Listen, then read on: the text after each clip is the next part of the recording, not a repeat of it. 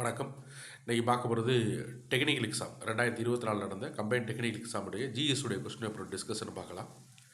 இது first 12 questions என்ன கேட்டால் ஆப்டிடியூட் இருந்துச்சு, அதை மட்டும் விட்டு ஜிஎஸ் கொஸ்டின் டிஸ்கஷனை மட்டும் நம்ம பார்ப்போம். சரிங்களா?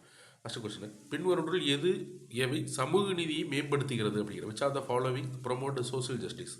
அதாவது பொருளாதாரத்தில் சம வாய்ப்புகளா அல்லது வேலை பகிர்வில் சம வாய்ப்பா, கல்வியில் சம வாய்ப்பான்னு கேட்டால் இந்த மூணுமே சேர்ந்தது தான் சோசியல் ஜஸ்டிஸ். அதாவது அரசுடைய வளங்களை, அரசுகிட்ட இருக்கக்கூடிய அரசுடைய வளங்களை சமமாக பங்கிடுதல் சொல்லுவாங்க சமூக நீதி அப்படிங்கிறது. அதாவது வேலை வாய்ப்பாக இருக்கட்டும், கல்வியாக இருக்கட்டும், அப்புறம் அரசு சார்ந்த திட்டங்கள், சம அளவில் வாய்ப்புகளை எல்லாத்துக்கும் கொடுக்கணும் அப்படிங்கிறதா. ஒரு குறிப்பிட்ட சாராருக்கு மட்டும் அந்த வாய்ப்புகளை கொடுத்துடக்கூடாது, அவங்களுக்கு மட்டும் அந்த வாய்ப்புகளை எடுத்துக்கிடக்கூடாது அப்படிங்கிறது தான் அந்த சமூக நீதி அப்படிங்கிற கான்செப்டில் நம்ம சொல்லிக்கிட்டு இருக்கோம். சரிங்களா? இதில் economic opportunity, work place opportunity, educational opportunity எல்லாமே சேர்ந்தது தான் என்னது, சரிங்களா, இந்த சமூக நீதி சொல்லக்கூடிய கருத்தாகும். சரிங்களா? தமிழ்நாடு அரசாங்கம் 17 செப்டம்பரை பெரியாருடைய பிறந்தநாளை என்ன பண்ணுறாங்கன்னா சோசியல் ஜஸ்டிஸ் டேவாக செலிப்ரேட் பண்ணுறாங்க. சரிங்களா? அடுத்த கொஸ்டின் பார்க்கலாம். அடுத்த question, Tamil Nadu e governance agency was created during the year. Tamil Nadu மின் ஆளுமை முகமை எந்த ஆண்டு உருவாக்கப்பட்டது அப்படின்னு கொஸ்டின் கேட்டிருக்காங்க. இது நிறையா தடவை டிஎன்பிசியில் கேட்ட கொஸ்டின் தான். மின் ஆளுமை முகமை அப்படிங்கிறது இ கவர்னன்ஸ் ஏஜென்சி அப்படிங்கிற இது என்ன கேட்டீங்க அப்படின்னா 2007 உருவாக்கப்பட்டது. அரசு அவங்க டாபிக் யூனிட் இ கவர்னன்ஸ் அப்படிங்கிற டாபிக் இருக்கும். அந்த இ கவர்னன்ஸ் எடுத்தோம் அப்படின்னாலே ஃபஸ்ட்டு டாப்பிக்காக அந்த டிஎன்இஜிஏ தான் இருக்கும். அதில் எந்த ஆண்டு உருவாக்கப்பட்டது 2007 உருவாக்குனாங்க. இது உருவாக்குறதுடைய மெயின் நோக்கம் என்ன கேட்டால் அரசுடைய வளர்ந்து வரக்கூடிய டெக்னாலஜியை மக்களுக்கும் அரசாங்கத்துக்கு இடையே கொண்டு செல்வது அப்படிங்கிறது அது சொல்லுவாங்க. அதான் கேட்டால் கவர்மெண்ட் டு பீப்புள், சில மக்களுக்கும் அரசாங்கத்துக்கு இடையே தொடர்புகளை உருவாக்கும் இ கவர்னன்ஸுடைய மோட்டோவாக சொல்லக்கூடியது. அதுக்கடுத்து கவர்மெண்ட் டு கவர்மெண்ட், அரசுடைய இன்டர்நெட் சேவையை அரசுடைய மித்த துறைகள் சார்ந்ததுக்காக இன்டர்நெட் சார்ந்த இதில் கொண்டு வர்றது. சரிங்களா? அப்போ அதுக்கிட்ட கவர்மெண்ட் டு பிஸ்னஸ், சில நிறையா பிஸ்னஸ் என்டர்பிரினர்ஸ் இருக்காங்க, அவங்களுக்கான அரசு சேவைகள் இ சேவைகள் கொடுக்கறது. நிறைய அரசு இ சேவை மையங்கள் நிறையா தொடங்கியிருக்கு. அதுக்கடுத்து என்னன்னு கேட்டீங்க அப்படின்னா நிறையா அரசு கேபிள் டிவி, சரிங்களா, இது மாதிரி எல்லாமே டிஎன்இஜி கீழே இருக்கக்கூடியது. அரசுக்கு தேவையான எல்லா மென்பொருள் சார்ந்த இது எல்லாமே டிஎன்இஜி தான் செய்து கொடுக்குறாங்க. அதுக்கடுத்து இந்த கொஸ்டின் வித்தியாசமான கொஸ்டின். இது ஒரு பழைய கொஸ்டினாக கேட்கப்பட்டது. சரிங்களா? இது என்ன கேட்டால் சில இன்டர்நேஷ்னல் ஆர்கனைசேஷன் இந்தியாவில் எந்தெந்த இதுக்கெல்லாம் பங்களிப்பு செய்கிறாங்க, சரிங்களா, எந்தெந்த இதுக்கெல்லாம் பங்களிப்புகள் செய்யப்படுது அப்படிங்கிறத கேட்டிருக்காங்க. சில சர்வதேச அமைப்புகள், சில நாடுகளுடைய அமைப்புகள்லாம். இப்போ யூனிசெஃபாக இருந்தால் என்ன கேட்டால் இந்தியாவில் என்ன பண்ணாங்க அப்படின்னா அதாவது உலகளாவிய நோய் தடுப்பூசி, அதாவது இந்தியாவில் ஏற்படக்கூடிய நோய் தடுப்பூசிக்கு மிக முக்கியமான பங்களிப்பு செய்தாங்க. சரிங்களா? கிட்டத்தட்ட இந்தியாவில் என்ன கேட்டீங்க அப்படின்னா 26 மில்லியன், 26 மில்லியன் என்ன கேட்டீங்க அப்படின்னா புதிதாக பிறக்கக்கூடிய குழந்தைகளுக்கும் 34 மில்லியன் பெர்க்னட் உமனுக்கும் இம்யூனைசேஷன் போடுறது மிக முக்கியமான திட்டம். இந்தியாவில் தடுப்பூசி திட்டத்துக்கு மிக முக்கியமாக யாரெல்லாம் தடுப்பூசி போடணும், போடக்கூடிய இடத்துல யார் இருக்கா, போடாமல் யார் இருக்கா அப்படிங்கிறத கண்காணிக்கக்கூடிய வேலைகளில் யூனிசெஃப் என்ன கேட்டால் இந்தியாவுக்கு பண்ணி கொடுத்துச்சு. அதுதான் அந்த இன்டர்நேஷ்னல் ஆர்கனைசேஷனை வச்சு சில சர்வதேச அமைப்புகள், சில நாடுகளோட அமைப்புகள் இந்தியாவுக்கு எப்படி இது பண்ணாங்க அப்படிங்கிற வச்சு இந்த கொஸ்டினாக கேட்டிருக்காங்க. அதுக்கடுத்து சிடா அப்படிங்கிற அமைப்பு பல்வேறு மருத்துவ சிகிச்சைகளுக்கு உதவி செஞ்சு. அதுக்கடுத்து ஓடிஏ அப்படிங்கிற அமைப்பு என்ன கேட்டீங்க அப்படின்னா குடும்ப நல திட்டத்துக்கு உதவி செய்யறதாகும். அதுக்கடுத்து டாண்டிஏ அப்படிங்கிறது என்ன கேட்டால் டானிஷோடைய அமைப்பு. இது என்ன கேட்டால் குருட்டுத்தன்மை கவுன்சிலுக்கு தேசிய திட்டத்துக்கு கொடுத்ததாக சொல்லப்படக்கூடியது. சரிங்களா? இது பழைய டேட்டா வச்சு கேட்கப்பட்ட ஒரு கொஸ்டின்.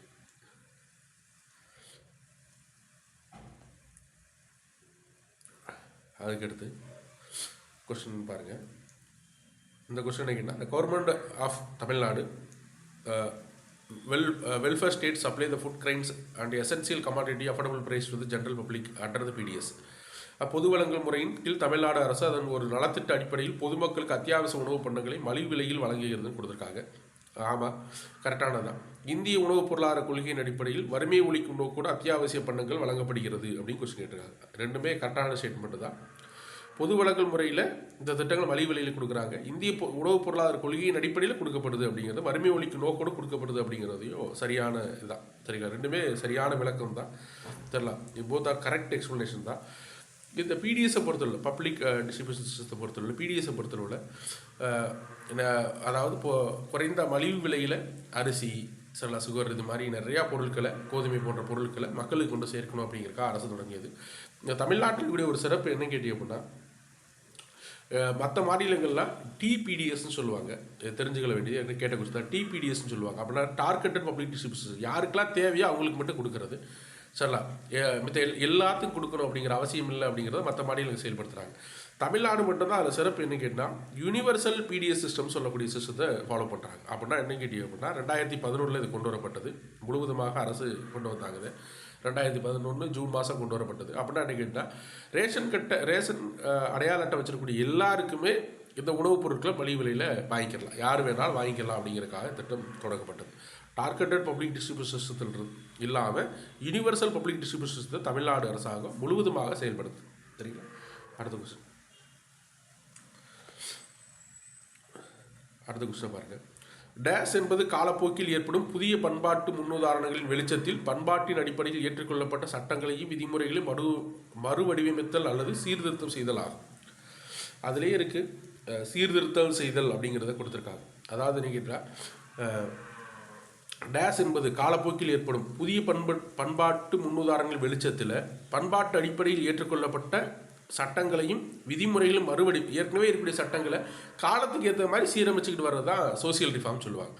ஒரு காலத்துக்கு ஏற்கனவே ஒரு மாதிரி சட்டங்களை பின்பற்றிருப்போம். அதாவது முன்னாடி திருமண வயது 14 இருந்திருக்கும், அப்புறம் 18 ஆகணும், இப்போ 21 மாற்ற போகிறோம்னு சொல்லிக்கிட்டு இருக்காங்க. இது மாதிரி ஒரு காலத்துக்கு ஏற்ற மாதிரி இந்த வயதுகளை மாற்றுறாங்க பார்த்தீங்களா? அப்போ என்ன கேட்டால் ஒரு காலகட்டத்துக்கு ஏற்ற மாதிரி மாற்றுவதா சமூக சீர்திருத்தம். ஏற்கனவே கொல்லப்பட்ட சட்டங்களை விதிமுறைகளும் மறுவடிவமைத்தல் சீர்திருத்தல் என்பது சமூக சீர்திருத்தம் குறிப்பிட்றாங்க. அப்போ சமூக பணி அப்படின்னா என்னென்னு தெரிஞ்சுக்கிட்டோம் அப்படின்னா, அரசாங்கம் அல்லது ஒரு தொண்டு நிறுவனமோ ஒரு தனியார் அமைப்போ அல்லது அரசு சார்ந்த அமைப்புகளோ நேரடியாக அரசு செய்யக்கூடிய சேவைகளை சோசியல் சர்வீஸ்ன்னு சொல்லுவாங்க, சோசியல் ஒர்க்குன்னு சொல்லுவாங்க. சில பணிகளை சில அரசு செய்யக்கூடிய அதாவது அரசு மகளிருக்கு தொகை கொடுக்கறது சோசியல் ஒர்க்குன்னு சொல்லுவாங்கள்ல. அரசுக்காக மக்களுக்கு செய்யக்கூடிய சேவைகளை தான் சோசியல் ஒர்க்குன்னு சொல்லுவாங்க. சோசியல் ஆக்ஷன் அப்படின்னா சில பழக்க வழக்கங்கள் தடை செய்யணும் அப்படிங்கிறதுக்காக நடவடிக்கை எடுப்பாங்க பார்த்தீங்களா? இப்போ சதி உடன்கட்டை ஏறு வழக்கு இருந்துச்சு தெரியல, இந்த முறையெல்லாம் என்ன செஞ்சாங்க, அரசு நிறுத்துச்சு. விதவிக்கு மறுமணம் செய்யக்கூடாதுன்னு இருந்துச்சு, அதெல்லாம் நிறுத்தினாங்க பார்த்தீங்களா? அதெல்லாம் என்னன்னா சோசியல் நடவடிக்கைன்னு சோசியல் ஆக்ஷன் சொல்லுவாங்க. சோசியல் ரிஃபார்ம்ங்கிறது என்ன கேட்டால் கால ஓட்டத்துக்கு ஏற்ற மாதிரி மாற்றிக்கொள்வதுதான் என்னது சோசியல் ரிஃபார்ம். சமூக அறிவியல் என்பது பழைய முறைகளை படிப்பதுக்கு பேர் சமூக அறிவியல். சமூகம் சார்ந்த இதை படிப்பது அப்படிங்கிற சொல்லுவாங்க. சமூகம் சார்ந்த தகவல்களை தெரிந்து கொள்வது சமூக அறிவியல் சொல்லக்கூடியது. அதுக்கடுத்து கீழ்கண்டவற்றில் 1968 ஜனவரி 23 டேட்டோடு கொடுத்துருக்காங்க. இந்த டேட் நோட் பண்ணிக்கலாம். அடுத்த தடவை இப்படி கொடுத்துட்டு அப்படி கொஸ்டின் கேட்பாங்க. 1968 ஜனவரி 23 சட்டப்பேரவையில் அவசர கூட்டம் நிறைவேற்றப்பட்ட தீர்மானம் எதுன்னு கொஸ்டின் கேட்டிருக்காங்க.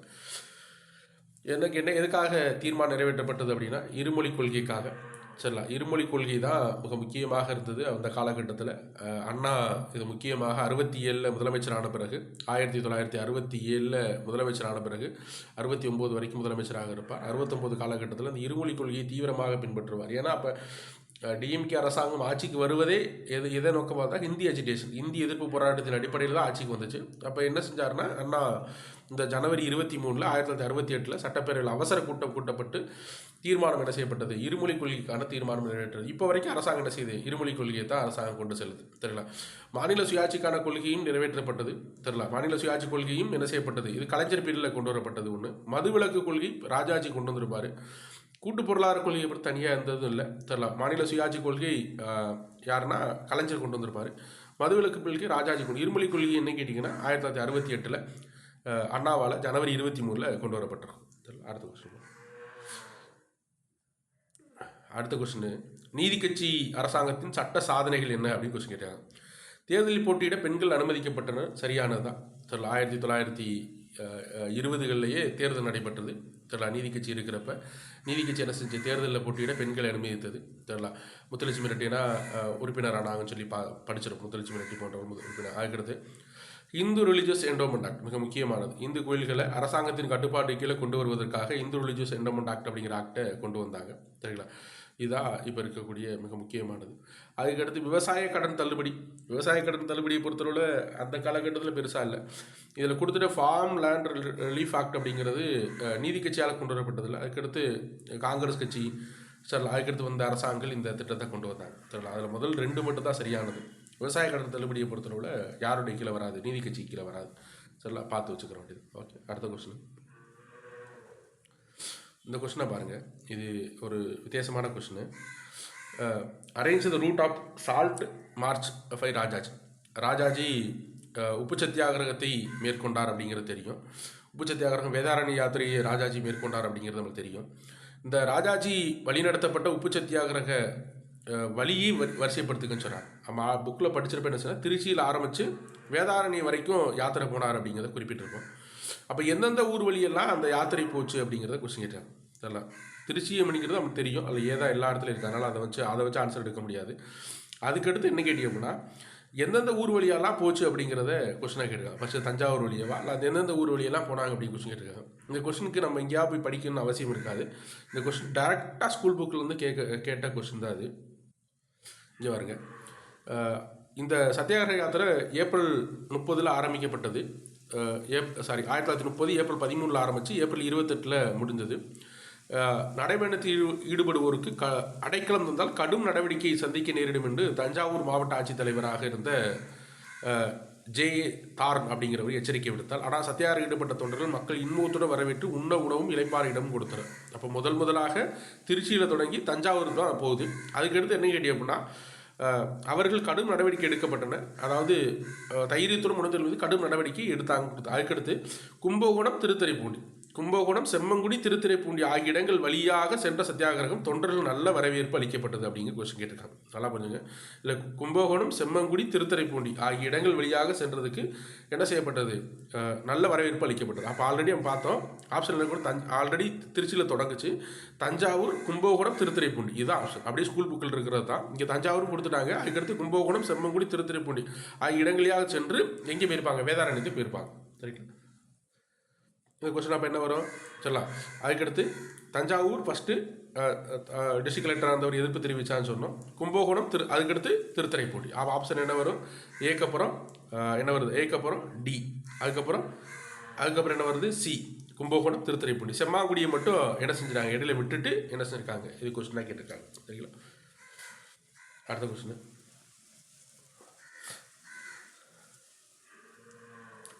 திருக்குறள்லேருந்து டேரெக்டாக கேட்ட கொஸ்டின். தாயும் தன் மகனை வெறுக்கும் தீய ஒழுக்கம் என்று வள்ளுவர் எதனை குறிப்பிடுகிறார்? கல்லுண்ணாமை அப்படிங்கிற அதிகாரத்திலிருந்து டேரெக்டாக கேட்ட கொஸ்டின். தெரியல, என்ன கேட்டால், ஈன்றால் முகத்தேயும் இன்னாதல் என் மற்றும் சான்றோர் முகத்து களி அப்படின்னு சொல்கிறாங்க திருக்குறள். அதாவது தாயும் தன் மகனை வெறுப்பாள் அப்படிங்கிறது, சான்றோர்கள் வெறுப்பாங்க, பகைவர் மதிக்க மாட்டாங்க அப்படிங்கிறலாம் இருக்கிறப்போ ஒரு திருக்குறள் ஒன்று சொல்லும். இல்லை, தாயும் மதிக்க மாட்டாள், தாயும் என்ன செய்வார்? வெறுப்பாள் அப்படிங்கிறது கல் உண்ணுதல் அப்படிங்கிறத தான் குறிப்பிடுறாங்க. கல் உண்ணாமை அப்படிங்கிற அதிகாரத்திலிருந்து கேட்கப்பட்ட கேள்வி. அதுக்கடுத்து இது திருக்குறளை கொடுத்துட்டு நேரடியாக அப்படியே விளக்கத்தை கேட்டுட்டாங்க. உடைமையில் இன்மை விருந்தோம்பல் ஓம்பா மடவார் கண்ணுண்டு இதன் பொருள் கூறுக அப்படின்னு கேட்டிருக்காங்க. இது என்ன கேட்டீங்க அப்படின்னா, பொருளை பொறுத்தளவில் ஆப்ஷன் பி, செல்வத்தின் வறுமை என்பது விருந்தோம்பலை செய்யாத பேதமை. செல்வத்தின் வறுமை என்பது விருந்தோம்பலை செய்யாத பேதமை, இது பேதையரின் ஒழுக்கம் ஆகும் அப்படிங்கிறத குறிப்பிட்டிருக்காங்க. அடுத்த கொஸ்டின்,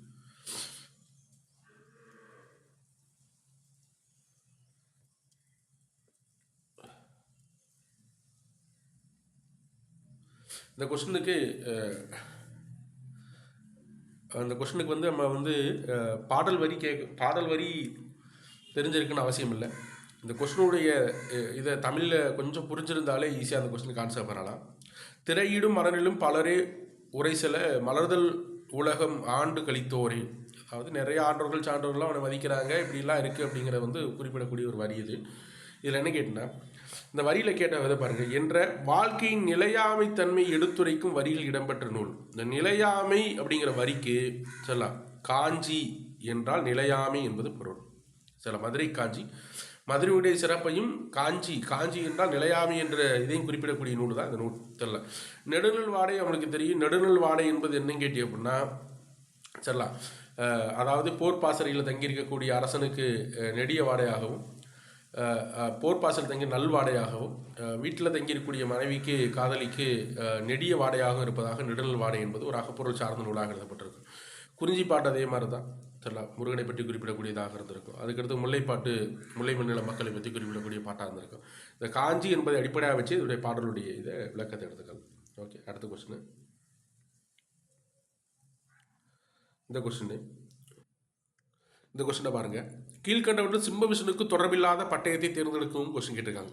அதாவது சிம்ம விஷ்ணு என்பவர் நம்மளுக்கு தெரியும். சிம்ம விஷ்ணு என்பது பல்லவ அரசராக அறியப்படக்கூடியவர்.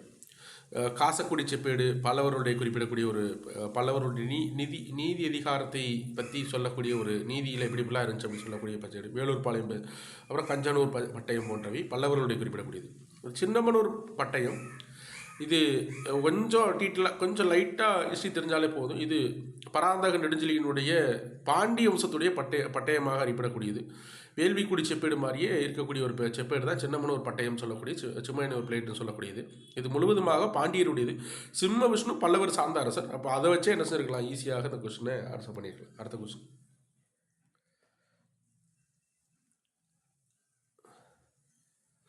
இந்தியாவில் வகுப்புவாதத்திற்கு பின்வற்றில் எதிர் முதன்மை காரணமாக அமைந்தது அப்படின்னு கொஸ்டின் கேட்டிருக்காங்க. அதாவது வகுப்புவாதம் என்பது மதம் சார்ந்த இதுக்கு முதன்மை காரணமாக அமைந்தது அப்படின்னு கொஸ்டின் கேட்டிருக்காங்க. வங்கப்பிரிவினை ஒரு வகுப்புவாத செயல்பாடு தான். ஆனால் அந்த வங்கப்பிரிவினையே என்ன கேட்டி அப்படின்னா, இந்த வங்கப்பிரிவினை என்ன எதில் வச்சு எதை அடிப்படையாக வச்சு சொல்லலாம் அப்படின்னா, இந்த வங்கப்பிரிவினையே எதை அடிப்படையாக வச்சு சொல்லப்போனா பிரித்தாளும் சூழ்ச்சி அப்படிங்கிற பிரித்தாளும் கொள்கை அப்படிங்கிறத சொல்லலாம். ஏன்னு கேட்டீங்க அப்படின்னா, வகுப்புவாதத்திற்கு முதன்மையான காரணம் அப்படிங்கிறது பிரித்தாளும் கொள்கையை தான் அப்போ இருந்த பிரிட்டிஷ் அரசாங்கம் நம்ம மேலே பயன்படுத்துச்சு. சரிங்களா? இந்துக்களையும் முஸ்லீம்களையும் பிரித்து வைத்து இது பண்ணுவது, மதம் சார்ந்த விஷயங்களில், ஜாதி சார்ந்த விஷயங்களில், சரிங்களா, இது மாதிரி பிரித்தாளும் கொள்கையை பயன்படுத்தியது தான் இந்த வகுப்புவாதத்திற்கு முதன்மையான காரணமாக அமைந்தது. அதில் ஒரு பிரித்தாளும் கொள்கை தான் வங்கப்பிரிவினை தவிர, வங்கப்பிரிவினை என்பது பிரித்தாளும் கொள்கைக்குள்ளே தான் வருமே தவிர வகுப்புவாதத்திற்கு கீழே வரக்கூடியதாக இருக்கும். ஆனால் முதன்மையான காரணம் என்பது எதாக இருக்குன்னா பிரித்தாளும் கொள்கையை தான் குறிப்பிட்டு சொல்லணும். சரிங்களா? அடுத்த கொஸ்டின் ஒரு ஸ்டேட்மெண்ட் கொஸ்டின். சரிங்களா? அதாவது ஒன்றுபட்ட இந்தியா சிறியதாக இருந்தாலும் ஒழுங்கற்ற குழப்பமான பலவீனமான பெரிய இந்தியாவை விட சிறந்ததாக இருப்பதாக குறிப்பிடக்கூடியவர் யார்? அதாவது பாகிஸ்தான் பிரிவினைக்கு பிறகு பாகிஸ்தான் பிரிஞ்சு போயிடுச்சு அப்படிங்கிறதுக்காக ஒரு ஸ்டேட்மெண்ட் சொல்கிறாங்க. அதாவது ஒன்றுபட்ட இந்தியா வந்து சிறியதாக இருந்தால் கூட, சின்ன இந்தியா வந்து இப்போ ஒரு யுனைடெட் இந்தியா வந்து சின்னதாக இருந்தால் கூட ஒழுங்கற்ற குழப்பமான பலவீனமான பெரிய இந்தியாவோட சிறந்ததாக இருக்கும் அப்படிங்கிறத வல்லபாய் பட்டேல் குறிப்பிட்டிருக்காங்க. ஏன்னா பாகிஸ்தான் பிரிவினைக்கு பிறகு என்னென்னலாம் ஸ்டேட்மெண்ட் இருந்துச்சு அப்படிங்கிறத குறிப்பிடுது. அதுக்கடுத்து தேசிய காங்கிரஸ் 1885 காங்கிரஸ் ஆரம்பிக்கப்பட்டதில் கேட்கப்பட்ட கேள்வி. இந்த கேள்வியை பாருங்கள். பம்பாயில் நடைபெற்ற முதல் காங்கிரஸ் மாநாட்டில் தலைவர் WC பானர்ஜி, கரெக்டு. கல்கத்தாவில் நடைபெற்ற இரண்டாவது தேசிய காங்கிரஸின் மாநாட்டின் தலைவர் யாரும் கேட்டி அப்படின்னா Dadabhai Naoroji, great old man of இந்தியான்னு சொல்ல தாதாபாய் நவ்ரோஜி. லாகூர் நடைபெற்ற தேசிய காங்கிரஸின் 3வது மாநாட்டின் தலைவர் கோபாலகிருஷ்ண கோகலே. நடைபெற்றதும் தப்பு, தலைவரும் தப்பு. சரிங்களா? 3வது மாநாடு நடைபெற்றது சென்னையில் நடைபெற்றது. பக்ருதீன் தியாப்ஜி என்பவர் தலைவராக தேர்ந்தெடுக்கப்பட்டார். 1887 85 86க்கு பிறகு 87 3வது கூட்டம் சென்னையில் நடைபெற்றிருக்கும். கோபாலகிருஷ்ண கோகலே 1905 தலைவராக தேர்ந்தெடுக்கப்பட்டிருப்பார். சரிங்களா? இது மிக முக்கியமாக லாகூரில் 1929 லாகூர் அப்படின்னு சொல்லி தெரிஞ்சிருப்போம். சரிங்களா? இதுக்கு கேட்ட கொஸ்டின். சரிங்களா? இது 3வது ஸ்டேட்மெண்ட் தப்பு, 1 2 மட்டும் தான் கரெக்ட். அதுக்கடுத்த கொஸ்டின், அதுக்கடுத்து கேட்ட கொஸ்டினை பாருங்கள். வறுமை அரசாங்கம் வறுமையை அளவிடுவதற்காக நிறையா கமிட்டிஸை போட்டிருக்காங்க. டெண்டுல்கர் கமிட்டி, தண்டேகர் கமிட்டி, இது மாதிரி நிறையா கமிட்டிஸை போட்டிருக்காங்க. தண்டேகர் கமிட்டி, ரத் குழு மற்றும் லட்வாலா கமிட்டி, ரங்கராஜன் குழு அப்படிங்கிற கமிட்டியை நிறையா கமிட்டியை போட்டாங்க. இந்த கமிட்டியில் கால வரிசைப்படுத்துன்னு கேட்டிருக்காங்க. இதில் உங்களுக்கு ஓரளவுக்கு ஞாபகம் இருந்தால் கூட ஆன்சர் பண்ணிடலாம். இந்த கடைசியாக வறுமைக்காக போடப்பட்ட குழு தான் ரங்கராஜன் கமிட்டி அப்படிங்கிற கமிட்டி. 2012 போடப்பட்ட கமிட்டி. கிட்டத்தட்ட இந்தியாவில் 29% பேர் வறுமையில் இருக்காங்க அப்படின்னு சொன்னது கடைசியாக போடப்பட்டது. இதுதான் கடைசியாக இருக்குது. அதை வச்சு என்ன செஞ்சிருக்கலாம், ஆன்சர் போட்டிருக்கலாம். அதுக்கடுத்து என்ன கேட்டால் டெண்டுல்கர் கமிட்டி. இந்த டெண்டுல்கர் கமிட்டி இதுக்கு முன்னாடி போடப்பட்ட கமிட்டி. ரங்கராஜன் குழுக்கு முன்னாடி போடப்பட்டது டெண்டுல்கர் கமிட்டி. இந்த கமிட்டி என்ன கேட்டி அப்படின்னா, இந்த டெண்டுல்கர் கமிட்டியுடைய இதை தான் முழுவதுமாக ரங்கராஜன் கமிட்டி வந்து டிஸ்மிஸ் பண்ணுறதுன்னு சொல்லுவாங்க. 2009 போடப்பட்டது டெண்டுல்கர் கமிட்டி. இந்த டெண்டுல்கர் கமிட்டியுடைய எல்லா ரெக்கமெண்டேஷனையும் கலோரி பேஸ்ன்னு சொல்லுவாங்க. சரிங்களா? ப்ரைஸ், அதாவது அமௌண்ட்டை வச்சு போடப்பட்டது. எவ்வளவு தொகை வருமானம் வருது நகர்ப்புற பகுதி, கிராமப்புற பகுதிகள் அப்படிங்கிற வச்சு போடப்பட்டது. அது முழுவதுமாக ரத்து செய்த கமிட்டியாக குறிப்பிடுவாங்க. சரிங்களா? அதுக்கடுத்து கமிட்டி என்ன கேட்டால் இது தெரியும். அதுக்கடுத்து தண்டேக்கர் கமிட்டி தான் முதலாக போடப்பட்ட கமிட்டி. தண்டேக்கர் குழு தான் முதலாக போடப்பட்டது. 1971 இந்த கமிட்டியை போட்டாங்க. 1971 முதலாக கமிட்டி. வறுமைக்கான எவ்வளவு இருக்குது அப்படிங்கிறத கலோரி பேஸு, ஒரு நாளைக்கு இவ்வளோ கலோரி எடுத்துக்கொண்டா வறுமை இல்லை அப்படிங்கிறத குறிப்பிட்டு சொல்லக்கூடிய ஒரு கமிட்டி ஆகிடுச்சு. அதுக்கடுத்து லக்டவாலா கமிட்டி 93 போடப்பட்டது. அதாவது கன்சியூமர் ப்ரைஸ் இண்டெக்ஸை வச்சு இந்த கமிட்டி கால்குலேட் பண்ணி வறுமை சொல்லிச்சு. 93 போட்டாங்க. அதுக்கடுத்து இன்னொரு கமிட்டி இருக்குது, அலக் அப்படிங்கிற கமிட்டி அப்படிங்கிற கமிட்டி என்ன கேட்டால் 1979 இந்த கமிட்டி போடப்பட்டிருக்கும். இதை மட்டும் கொஸ்டினில் கேட்கல, ரொம்ப ஈஸியானதான். ரங்கராஜன் 2012 இந்த ரங்கராஜன் குழுதுனே டெண்டுல்கர் கமிட்டியை வந்து டிஸ்மிஸ் பண்ணுச்சு. அந்த கமிட்டி சொன்னாலாம் ஏற்றுக்கிற முடியாதுன்னு சொல்லிச்சு. 2009 இது 2012. அதுக்கடுத்து ஃபஸ்ட்டு போட கமிட்டி விஎம் தண்டேக்கர் கமிட்டி அப்படிங்கிறது தெரியும். 1971 போடப்பட்டது. அடுத்து லக்டவாலா கமிட்டி. சரிங்களா? இதன் அடிப்படையில் ஆன்சர் சி தான் சரியான ஆன்சர். அடுத்த கொஸ்டின்,